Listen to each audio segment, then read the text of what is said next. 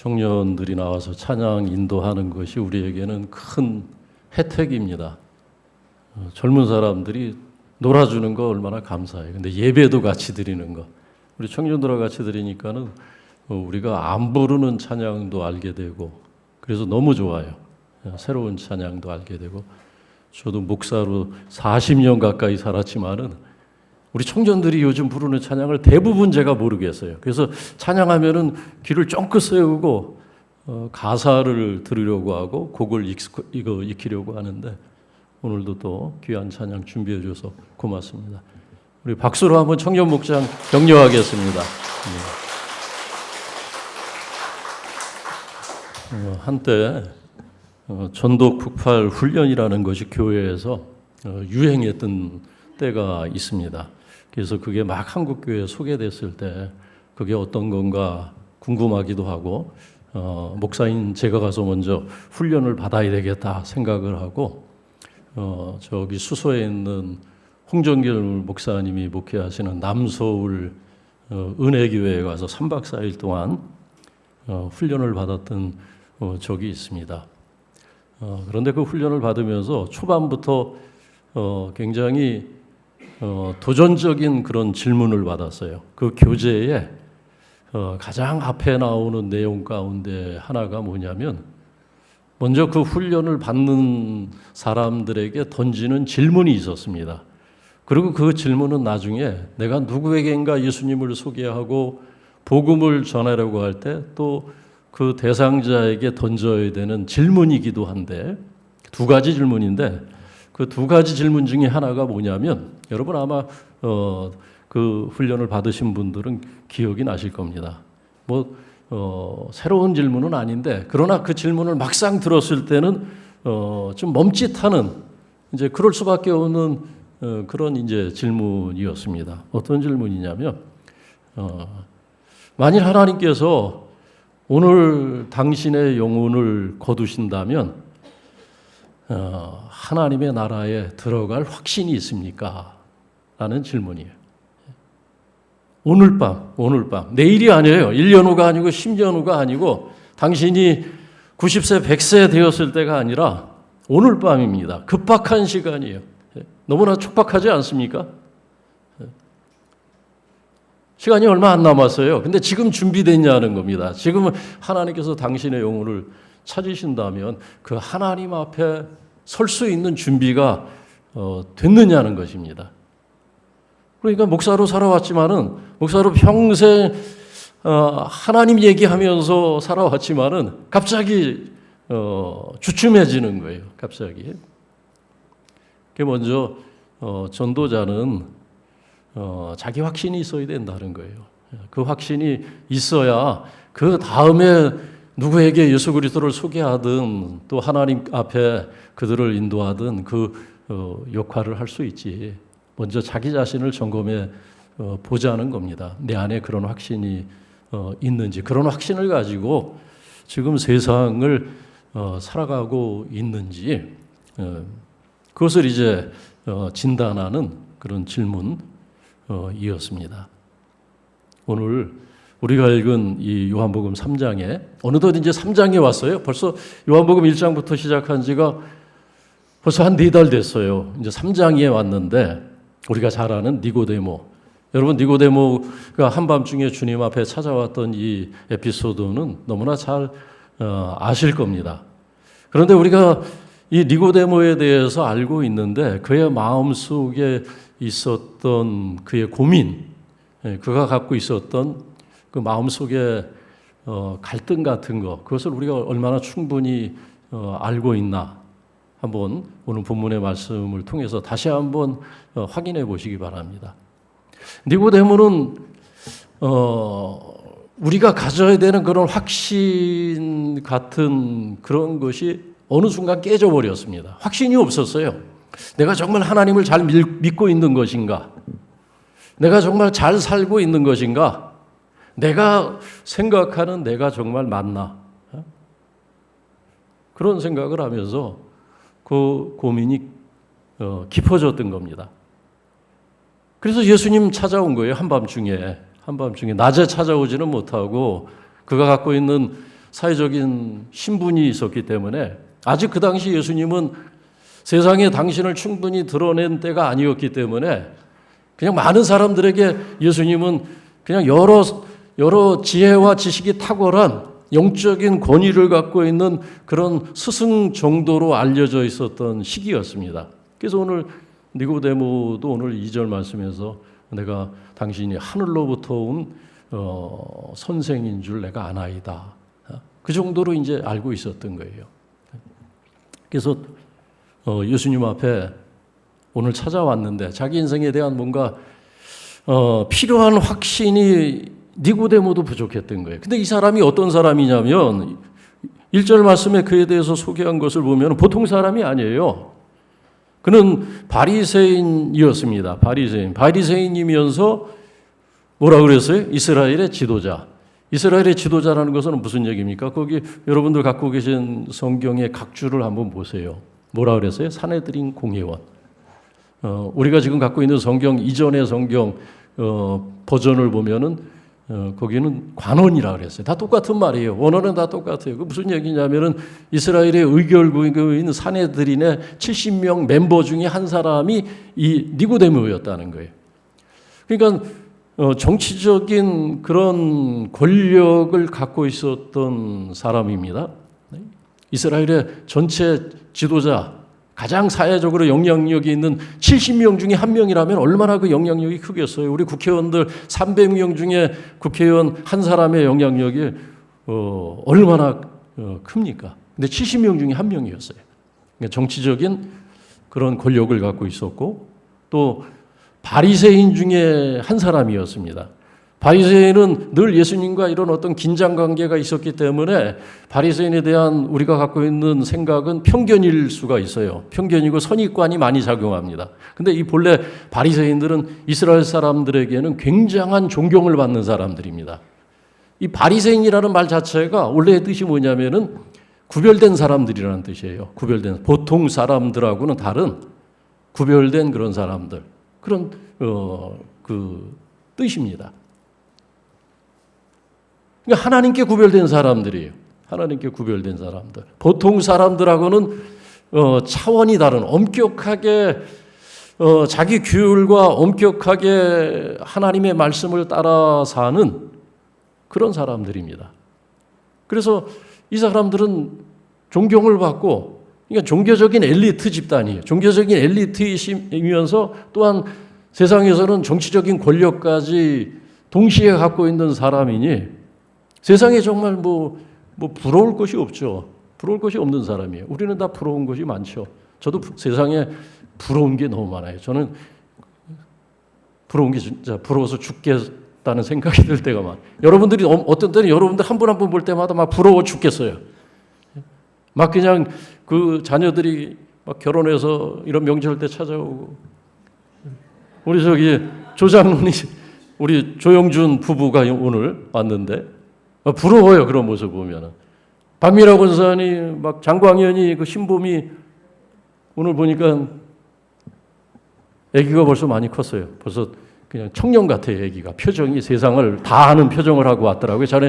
작년에 갔을 때는 요만한 조망만한 아기였는데 그런 모습 보면 너무 부러워요. 너무 어떤 분 막 너무 건강하게 신앙생활 하시는 분 보면은 부러워요. 제가 저 뒤에서 청년들 찬양할 때 뒤에 앉아서 이렇게 집사님들, 권사님들 뒷모습을 보는데 제가 잠깐 착각을 했어요.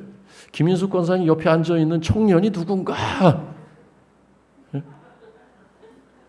아들이 의사인데 바쁜데 그래도 명절이라고 찾아왔나? 아니 정우령 집사님의 뒷모습을 보니까 30대 청년이에요. 뒤에서 보세요. 뒤쪽에서. 앞쪽에서 보면 이제 본래 나이가 견적이 어느 정도 나오는데 뒤에서 보면 정우령 집사님 완전 청년. 잠깐 생각해서요. 얼마나 건강하시게 자기 관리를 잘 하시는지.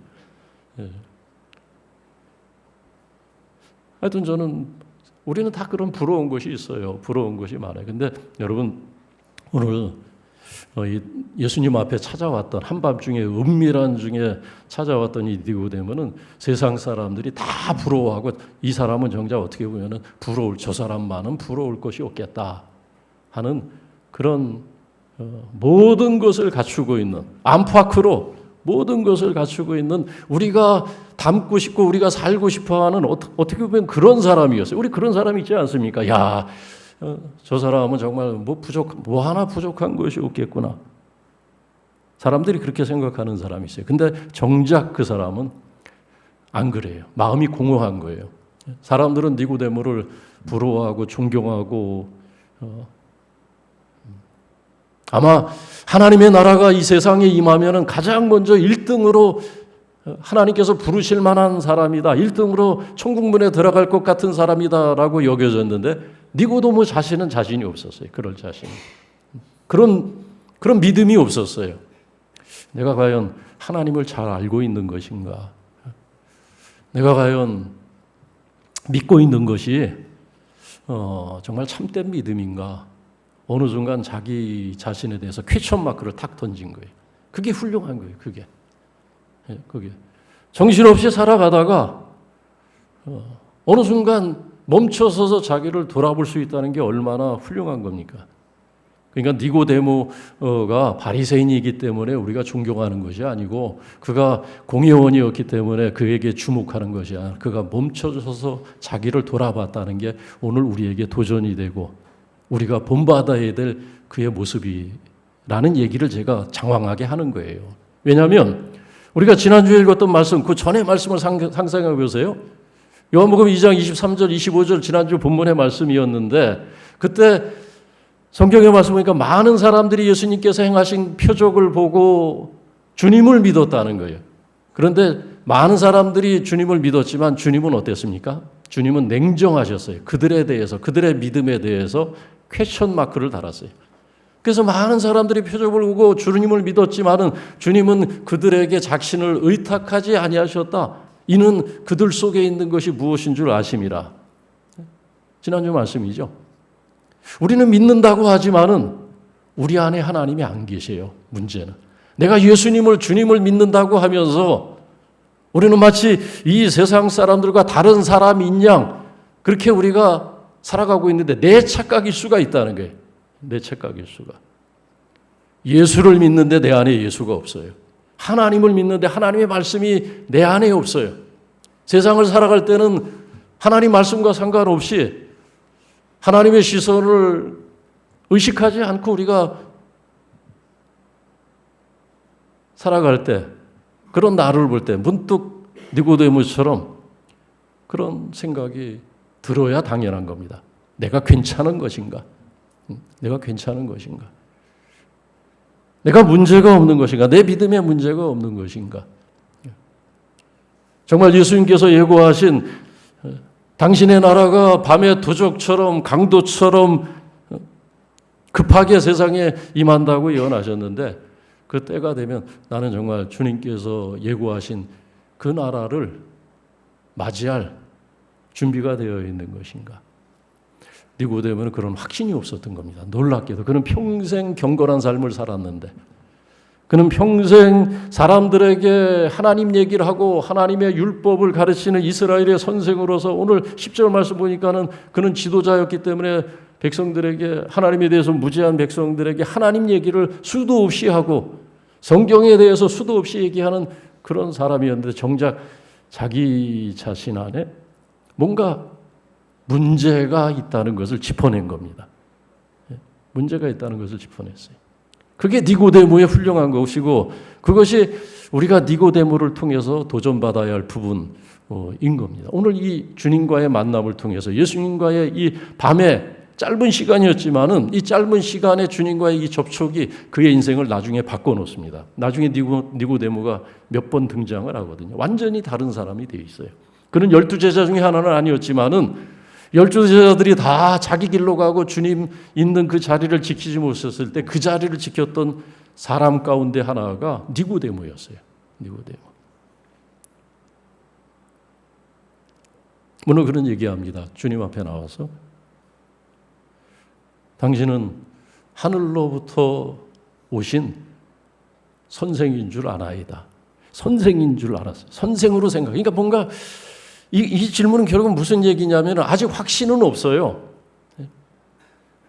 예수님께서 그리스도라는 메시아는 성경에서 예언된 그분이라는 확신은 없습니다. 그런데 뭔가 예수님께서 행하신 그 표적을 보니 그랬거든요. 표적을 보니까 앞에서 요한복음 2장에 나왔던 일련의 사건들 있지 않습니까? 그 사건이 벌써 장안에다 화제가 되어서 소문이 다 났던 겁니다. 가나 혼인잔치에서 있었던 이야기, 또 성전에서 예수님께서 행하셨던 일과 예수님의 그 권세, 야, 세상에 어떻게 성전에서 그 제사장들과 그 사람들의 그런 부당한 일과 불의한 일들을 그렇게 대놓고 지적할 수 있는 이가 세상에 누가 지금까지 그런 분이 없었어요. 그렇게 하시는 분이 다들 그냥 그러려니 하고 이건 아니지 하면서도 누가 감히 거기에 대해서 도전할 수 있는 사람이 아무도 없었습니다. 예수님께서 보고 너희가 악하다고 하나님의 집을 장사하는 집으로 만들었다. 너희가 하나님의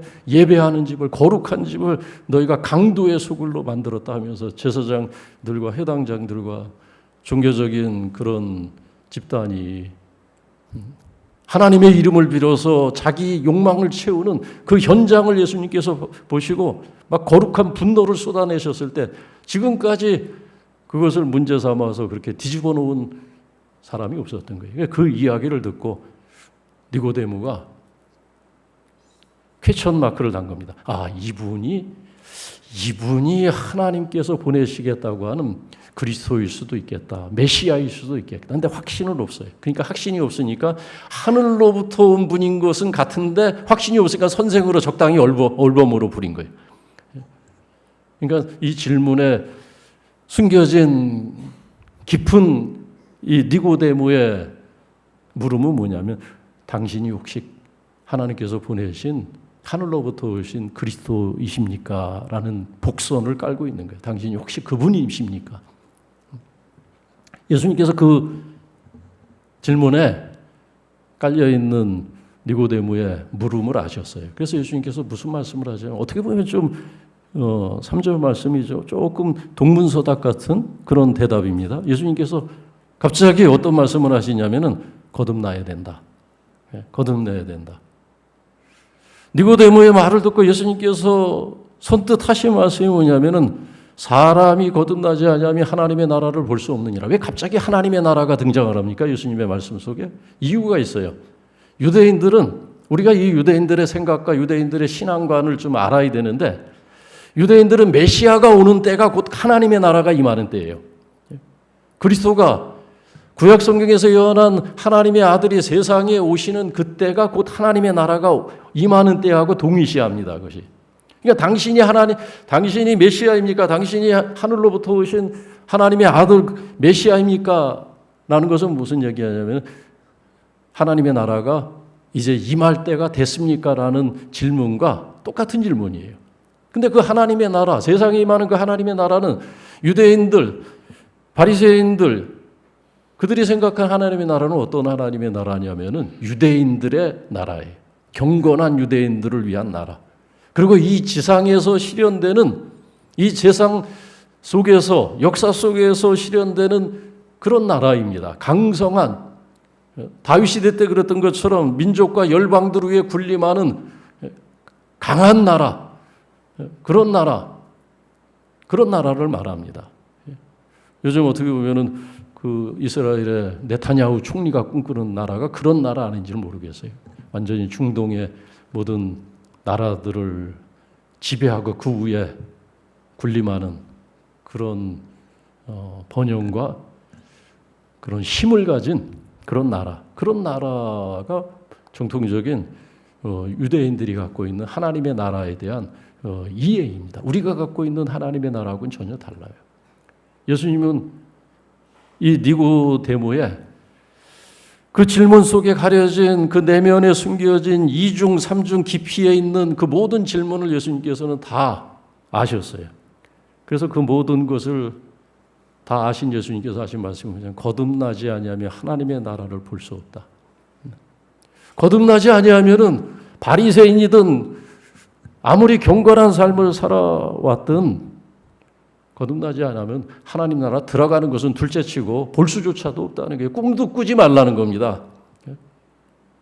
유대인이라고 해서 혈통이 좋다고 해서 전통을 잘 지킨다고 해서 남들보다도 도덕적인 삶을 살았다고 해서 유대인이라고 해서 되는 게 아니다. 볼 수조차도 없을 것이다.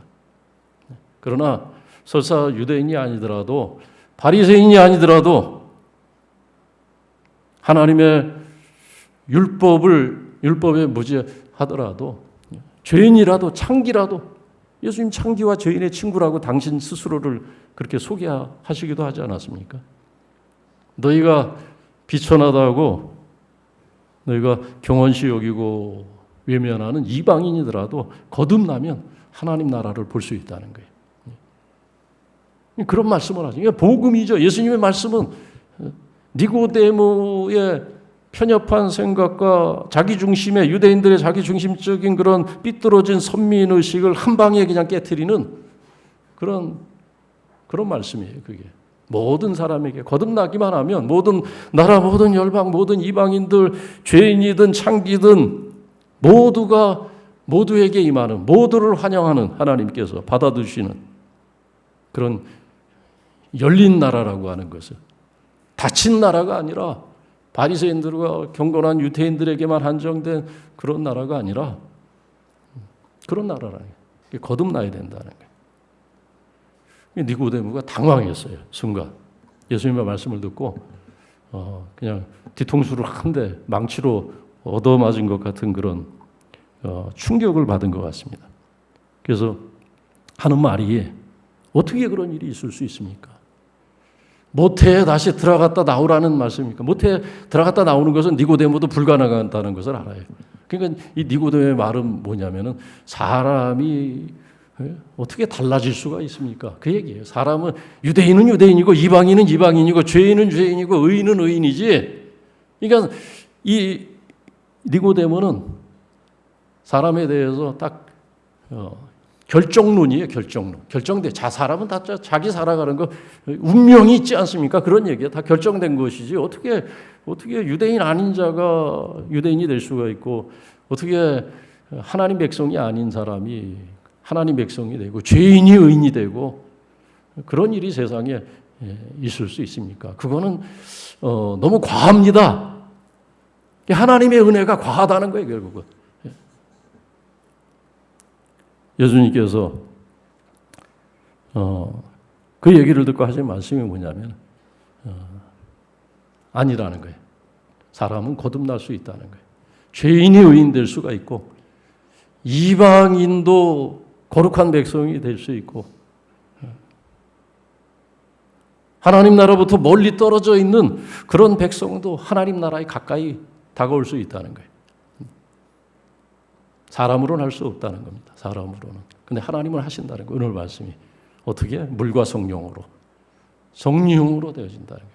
여러분 성경은 우리가 갖는 믿음에 대해서 그것이 우리의 어떤 인식의 변화가 아니라 지식의 변화가 아니라 무엇을 우리가 깨닫고 훈련받아서 되는 것이 아니라 하나님의 선물이라고 자주자주 말씀하시는 것을 여러분들 아실 겁니다. 하나님의 선물이다. 성령의 감동이다. 성령이 아니고서는 예수를 주라 신할 수 없다. 우리가 믿음을 가졌다는 것은 이미 하나님의 성령이 우리의 마음을 주장하신 거예요. 우리의 생각과 우리의 의지를 다스려 주신 겁니다. 그래서 어느 순간 우리가 내가 어떻게 믿게 됐지? 내가 어떻게 성경을 이해하게 되지? 뭐 이런 감탄이 터질 때가 있어요. 자기도 몰라요. 내가 어떤 뭐 교육을 받아서 교육받는다고 됩니까? 교육받아서 되면은 니고데모는 예수님이 찾아오지도 않았어요. 니고데모는 누구보다도 훌륭한 교육을 받은 서울대생 출신이에요. 서울대 출신. 요즘 말로 하면. 엘리트 코스만 받은. 근데 확신이 없지 않습니까? 그게 성령으로 되어지는 일이다. 그리고 물로 되어진 물이라는 거 뭡니까? 물. 세례를 얘기해요. 세례 받는 거. 여러분 누구에게 세례를 줍니까? 어떤 사람에게 물로 세례를 주죠? 예수님을 믿는 사람들에게 세례를 줍니다. 그 예수를 어떻게 믿느냐가 중요하죠. 어떤 예수님을 믿는 것이 중요합니까? 오늘 예수님께서 말씀하시는 거예요. 당신을 어디에다 비유하냐면 모세가 광야에서 그 오래전에 있었던 그 일화를 비유로 당신을 얘기합니다.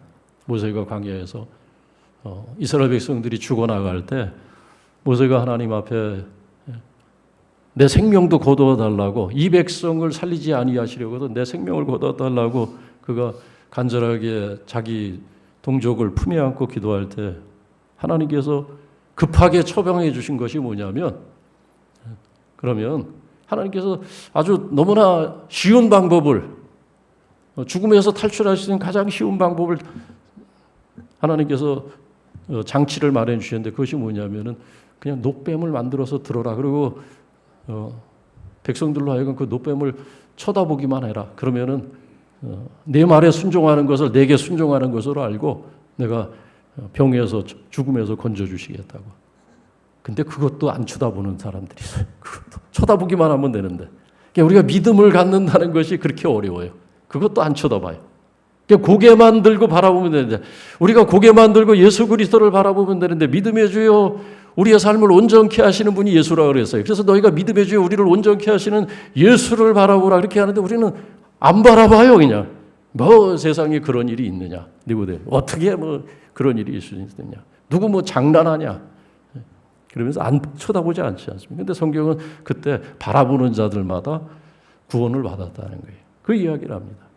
예수님께서 당신이 마치 광야에서 모세가 들었던 그 노뱀처럼 당신이 십자가에 매달리실 것과, 그리고 그 십자가의 주를 하나님의 아들로 고백하고 마음의 주님으로 영접하는 자들마다 받게 될 구원, 그것을 생각합니다. 그래서 오늘 15절 말씀의 끝이 뭐냐면은 믿음으로 받는 영생에 대해서, 믿음으로 받는 영생에 대해서. 그러니까 예수 그리스도를 십자가에서 죽으시고 고난 받으시고 죽으시고 그가 부활하셔서 승천하시고 우리의 산소망이 되시는 예수 그리스도를 믿음으로 받아들이는 사람들, 그들이 바로 천국의 주인이고 하나님의 나라를 볼 사람들이고, 하나님의 나라에 들어갈, 하나님의 나라가 언제 임하든지 그 나라의 주인이 될 사람들이라는 것을 주님은 지금 말씀을 하시는 겁니다.